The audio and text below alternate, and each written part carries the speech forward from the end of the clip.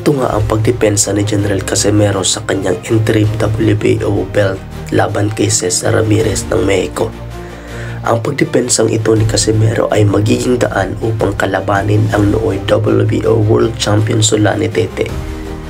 Si Alas ay may kartadang 24 wins, 18 KOs at 4 na talo. Habang itong si Ramirez ay may kartadang 18 wins with 10 KOs at 3 talo. Sa first round pa lamang ay napabagsak agad ni Casimero itong kalaban sa pamamagitan ng left hook. Subalit may katigasan din ang panga at katawan nito kaya muling nakabangon. Hindi rin basta-basta itong si Ramirez dahil bumibitaw din ng malakas na suntok. Pinapakain din niya si Casimero ng mga solid punches. Subalit hindi ito iniinda ni Cuadro Alas. Nangingibabaw pa rin ang kanyang pagiging agresibo sa laban. Dahil sa malulutong na patama ng ating Pinoy boxer, ay muli itong pinatumba si Ramirez sa halip na yumakap ito kay Cano. Para makasurvive ay mas pinili pa niyang makipagsabayan.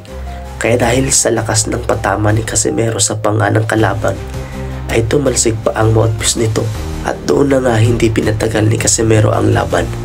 Tinapos niya via TKO sa round 10 itong si Ramirez at nadebensahan ang interim WBO bantamweight belt.